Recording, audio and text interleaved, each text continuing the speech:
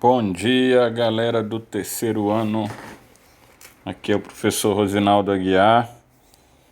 Vamos começar a falar hoje sobre a população mundial, tá? Então, nas próximas aulas nós vamos falar bastante sobre esse conteúdo, tá? É um conteúdo longo, são alguns capítulos do livro de vocês e nós vamos começar a trabalhar a falar desse conteúdo, tá, gente? Primeiro falando aqui do que nós vamos trabalhar, tá? Sobre a população mundial. Aqui tem todos os itens que nós vamos trabalhar. Na última aula, uma aluna, acho que foi a Daniela, acho que foi do terceiro da tarde, ela me pediu que eu colocasse os tópicos, né, que eu ia trabalhar. Tá aqui tudo que eu vou trabalhar sobre a população mundial, tá? Primeiro nós vamos entender aqui o que é população, tá, gente? O conceito de população significa o conjunto de pessoas que ocupam ou vivem em um determinado lugar. Pode ser um município, um estado, um país, um continente, tá? Atualmente, a população mundial ela é de pouco mais de 7 bilhões de habitantes. Está em torno de 7 bilhões e 300 milhões de habitantes, mais ou menos, essa população do nosso planeta, tá? Uma população que vem crescendo no ritmo mais lento do que crescia algumas décadas atrás, mas ainda mantém um crescimento um pouco acelerado, especialmente nos países menos desenvolvidos. E vale ressaltar que essa população mundial, em torno de 15% dela, vive em condições de extrema pobreza. Isso é um número considerado elevado. A maior parte dessa população que vive em extrema pobreza se localiza na África, tá? Então, a maior parte dessa população que vive na linha da extrema pobreza se localiza na África subsaariana e uma outra parte no sul da Ásia, a chamada Ásia Meridional, tá, gente? Quando nós falamos de população mundial, vale ressaltar que nos últimos anos, muitos países apresentaram aqui, como eu escrevi, um elevado crescimento populacional, de novo, especialmente na África e na Ásia. Já em outros países, principalmente nos mais desenvolvidos, esse crescimento populacional ele foi praticamente inexpressivo, ou em alguns casos até negativo. Isso mesmo, ou seja, a população ela vem diminuindo, especialmente nos países europeus, tá, gente? Essa população ela vem tendo um decréscimo, um crescimento negativo que nós vamos ver mais para frente. Então vale ressaltar que a população mundial hoje ela é numerosa, mas ela tem esse crescimento desigual, em alguns locais cresce mais, em outros cresce menos, e essa população ela não tem as mesmas condições de vida no planeta. Em algumas áreas, o desenvolvimento humano é bem elevado, como nos países desenvolvidos, é claro, né? Em outros, essa população sofre sérias carências em diversas áreas, no campo da educação, no campo da saúde, da alimentação, do saneamento básico, tá? Do acesso até mesmo a serviços de moradia, segurança, comunicação. Então é uma população que infelizmente não tem a mesma qualidade de vida no planeta e ao contrário, há um desenvolvimento humano muito desigual no mundo. É isso que na verdade ocorre no planeta. E nós vamos entender nas próximas aulas, conhecer um pouco dessa população, tanto no mundo quanto no Brasil, tá? Aqui a gente tem a chamada taxa de fecundidade nos continentes. Nós vamos vendo que é esse conceito, mas já adiantando, a taxa de fecundidade é o número de filhos por mulher, tá? É a média do número de filhos por mulher. Então a gente vê que a África e a Ásia são os dois continentes que têm a maior média de filhos por mulher no planeta, sendo a África disparada a maior, tá?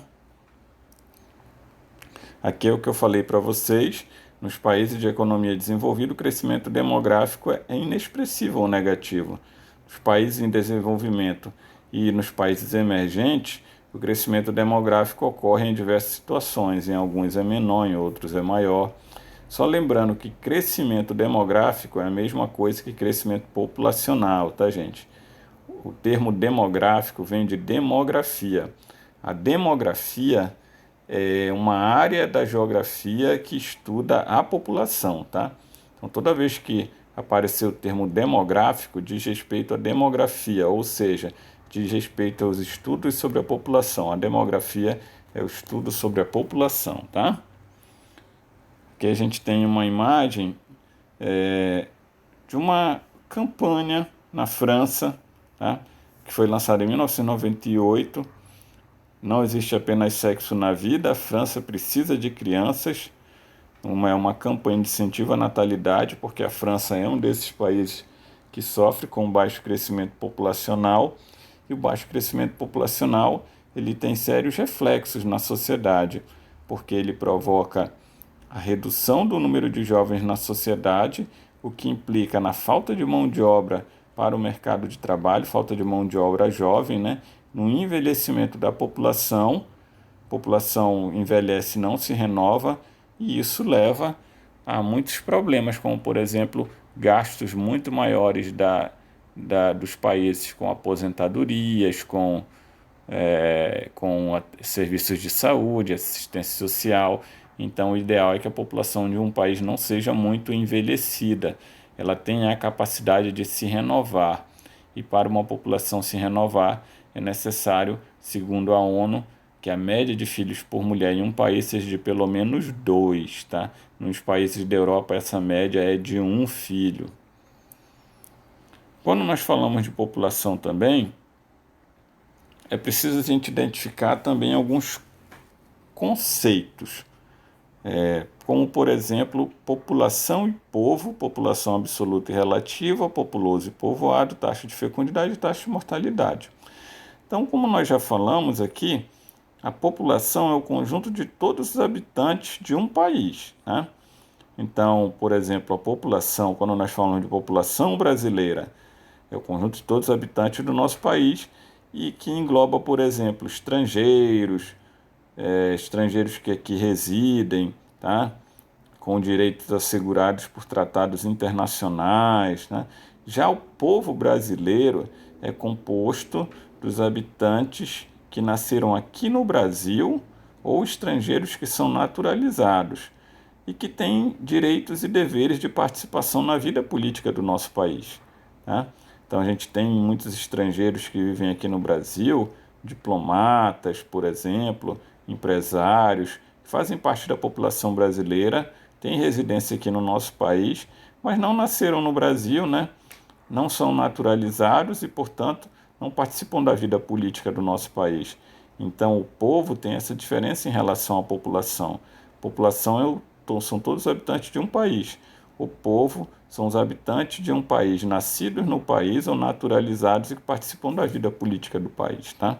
Então, a diferença entre esses dois conceitos. População absoluta e relativa. A população absoluta é o número total de habitantes de um país, tá? Já a população relativa, que também é chamada de densidade demográfica, é o número de habitantes por quilômetro quadrado em um país. Então, a população absoluta do Brasil hoje é de pouco mais de 200 milhões de habitantes.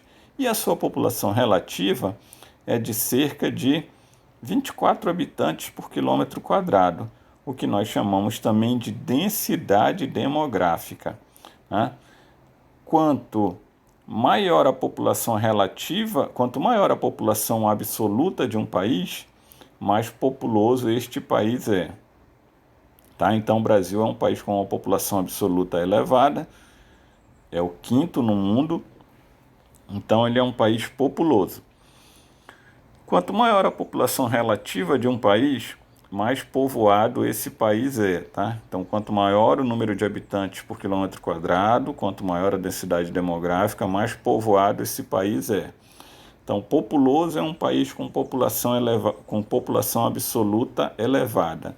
Povoado é um país com população relativa ou densidade demográfica elevada. Um país ele pode ser somente populoso e não ser povoado, é o caso do Brasil. O Brasil é um país populoso, mas não é povoado. Um país pode ser povoado, mas pode não ser populoso. Como a gente tem, por exemplo, o caso da Holanda, que é um país que tem uma média de 400 habitantes por quilômetro quadrado, uma densidade demográfica, mas não é muito populoso. Não tem uma população que não chega nem a 40 milhões de habitantes, né? E pode acontecer de um país ser populoso e povoado, como é o caso, por exemplo, do Japão, que tem mais de 300 habitantes por quilômetro quadrado, tem uma população de mais de 130 milhões de habitantes, é populoso e povoado. A taxa de fecundidade é o número de filhos por mulher, tá, gente? Que varia de país para país. A taxa de mortalidade é o número de pessoas que morrem em um país, é a média de pessoas que perdem a vida por ano, é o percentual de pessoas que perdem a vida por ano em um país, tá, gente? Continuando aqui, quando nós falamos da população de um país, ela pode ser classificada também dentro de vários aspectos, como, por exemplo, o gênero. O gênero quer dizer o sexo feminino ou o sexo masculino. A faixa etária, que é a média de idade, se um país é jovem, se um país tem uma população adulta, que a gente chama também de população madura, ou se é um país cuja sua população é idosa ou envelhecida. Tem também a questão da religião, a etnia. A etnia é a mesma coisa que nação. Para nós conhecermos a população de um país, é necessário nós analisarmos também a questão da etnia. O que é etnia? É um grupo de pessoas que apresentam uma história em comum, né? E tem um padrão cultural que lhe assegura uma identidade coletiva. Então, aí, nessa questão da etnia, essas características culturais, essa identidade cultural, envolve o idioma falado por essa população, a origem histórica, os costumes, a própria religião praticada, tá? Então, para conhecer uma população, é necessário entender também a questão étnica dessa população, tá? A gente tem, por exemplo, países que têm várias nações vivendo dentro de um mesmo território, como é o caso da Rússia, da Índia, da China. Em alguns países, essas etnias ou nações, elas vivem em harmonia, em outras vivem em conflito, né? Mas a questão da etnia ou nação é um elemento fundamental para entender as características de uma população. Também o local de moradia, a atividade econômica. Então, para entender o país, a gente tem que analisar vários aspectos, tá? Quando nós falamos de país, hoje nos tempos de população, hoje uma das questões mais debatidas é a questão de gênero, ou seja, a questão da igualdade entre homens e mulheres em um país. Como a gente vê aqui em diversos países e não países, ainda existe uma forte discriminação contra as mulheres. O maior avanço para a igualdade é apresentado na Europa Ocidental, Estados Unidos e Austrália, como a gente pode observar, como a gente pode observar aqui nesse mapa que vocês têm no livro também, tá? Esse mapa.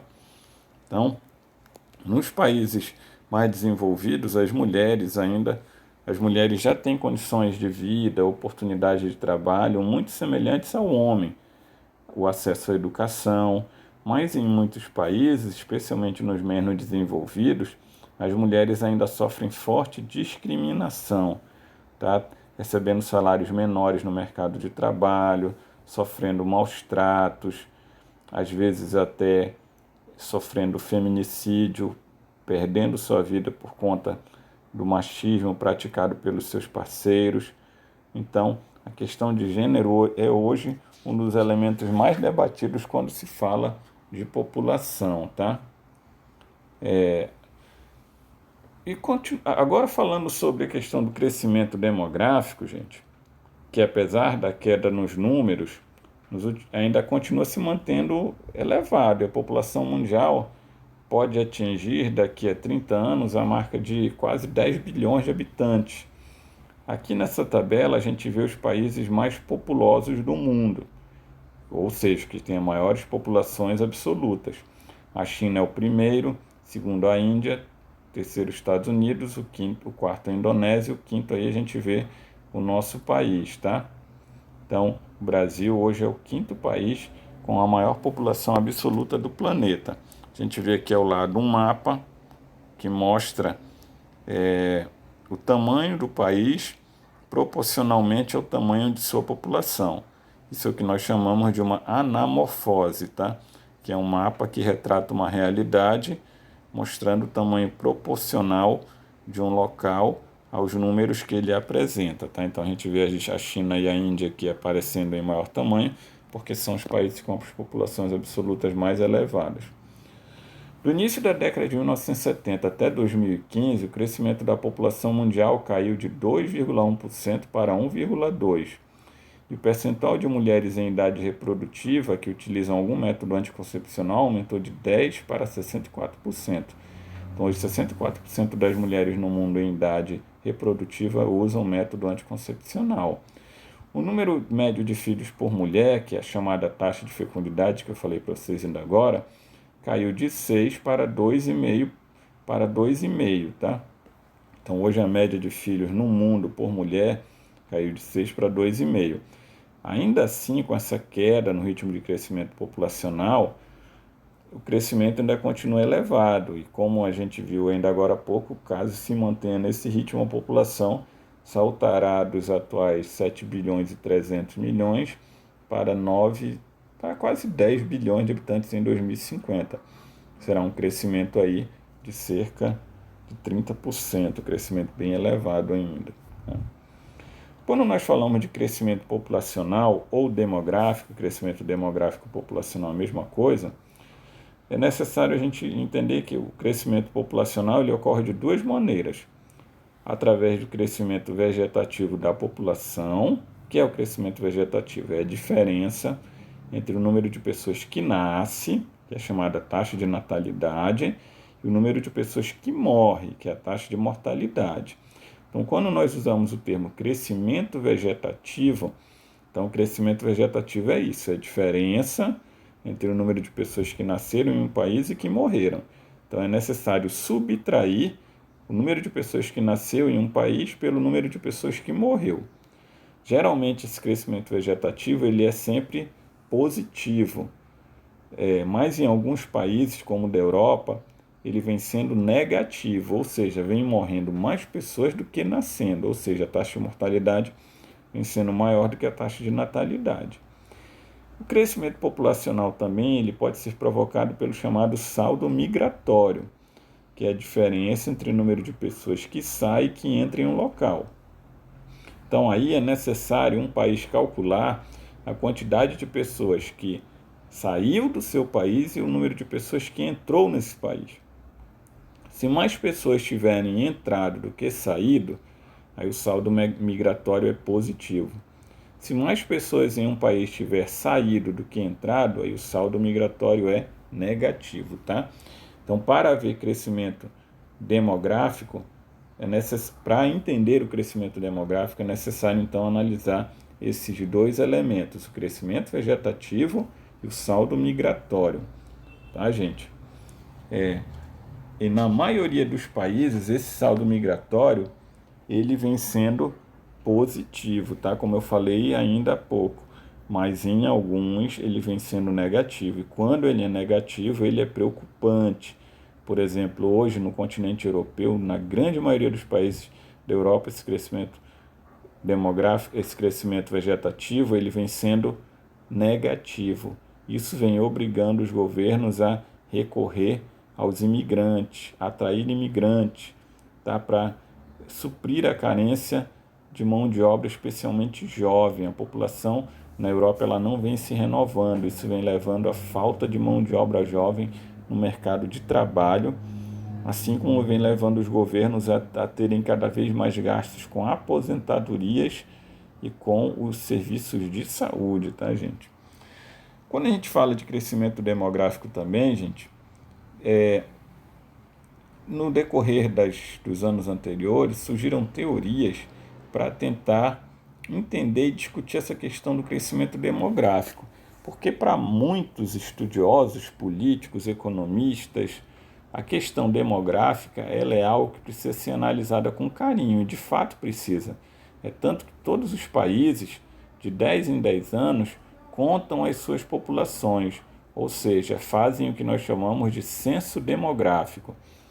É necessário saber se a população cresceu, diminuiu, para saber os investimentos que serão necessários aumentar em diversas áreas, né? Educação, saúde, moradia, saneamento básico, emprego, transporte.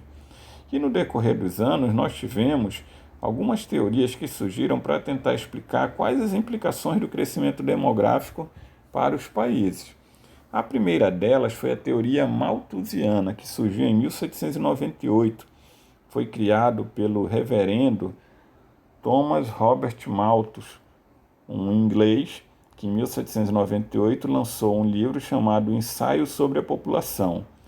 Nesse livro, ele alertou, ele lançou a tese de que a população vinha crescendo num ritmo muito maior do que a produção de alimentos. Enquanto a população crescia num ritmo geométrico, ou seja, se multiplicando, se duplicando a cada 25 anos, segundo ele, nesse mesmo período de 25 anos, a produção de alimentos ela crescia numa progressão que nós chamamos de aritmética, 2, 4, 6, 8, 10, enquanto a população crescia em ritmo geométrico, 2, 4, 8, 16, 32. Né? Na época, quando ele lançou essa teoria, muitos empresários, políticos acreditavam que o crescimento da população fosse positivo, porque quando ele lançou a sua teoria era o início da Revolução Industrial, as indústrias precisavam de mais mão de obra, então quanto mais população, melhor. Mas aí ele veio com essa teoria, alegando que a população estava crescendo num ritmo maior do que a produção de alimentos. E se não houvesse guerras, epidemias ou qualquer outra coisa que barrasse esse crescimento populacional, chegaria um momento em que não haveriam terras suficientes para produzir alimentos para toda a população. Então Malthus ele defendia a redução do crescimento da população através do controle moral, já que na época não havia ainda os métodos contraceptivos, né? Então esse crescimento da população através do controle moral era, por exemplo, proibindo o casamento entre pessoas pobres, só permitindo que pessoas que tivessem terras para produzir alimentos se casassem, chegando a propor até mesmo a abstinência sexual entre os casais. Né? Foi uma teoria que depois acabou sendo descartada, porque o Malthus ele não levou em consideração o progresso das tecnologias, né? A maior capacidade do ser humano em produzir alimentos. Né? Então, o progresso tecnológico derrubou essa teoria do Malthus, porque hoje nós temos no mundo muita população, mas a tecnologia levou a uma produção de alimentos maior do que a própria população. Hoje nós temos no mundo cerca de 7,3 bilhões de habitantes, mas a humanidade é capaz de produzir alimentos para mais de 10 bilhões de habitantes, tá, gente? Depois da Segunda Guerra Mundial, a teoria malthusiana ela foi retomada, agora com o nome de teoria neo-malthusiana. Foi um momento em que a humanidade começou a discutir a questão da pobreza no planeta. Em 1945, quando a Segunda Guerra Mundial terminou, nós tivemos a realização da Conferência de São Francisco nos Estados Unidos, onde foi inclusive criada a ONU, a Organização das Nações Unidas. Nessa conferência se discutiu muito a questão da pobreza no mundo. E para alguns estudiosos, a pobreza no mundo, principalmente na África, na Ásia, aqui na América Latina, era resultado do elevado crescimento populacional. Então, a pobreza nos países chamados subdesenvolvidos era consequência da sua elevada população. Então, para reduzir a pobreza nos países subdesenvolvidos, era necessário conter o crescimento populacional nesses países. Né? Então, os neomalthusianos propuseram a redução do crescimento populacional através do uso de métodos contraceptivos em massa, nos países subdesenvolvidos, propondo inclusive o controle de natalidade, como ocorre na Índia, na China. Na China, por exemplo, só é permitido 2 filhos por, por casal, por mulher hoje, tá? Isso até o ano retrasado era só 1 filho permitido na zona urbana e 2 na zona rural. Quem tivesse mais de 1 filho na zona urbana ou mais de 2 na zona rural pagava multa e podia até ser preso na China. A China foi um país que praticou muito controle de natalidade.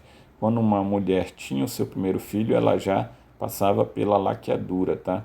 Pela esterilização, para não ter mais filhos. Bom, na mesma época, após a Segunda Guerra, aqui a gente tem uma imagem do Malthus, tá? Pastor, o reverendo Malthus, que lançou a teoria malthusiana.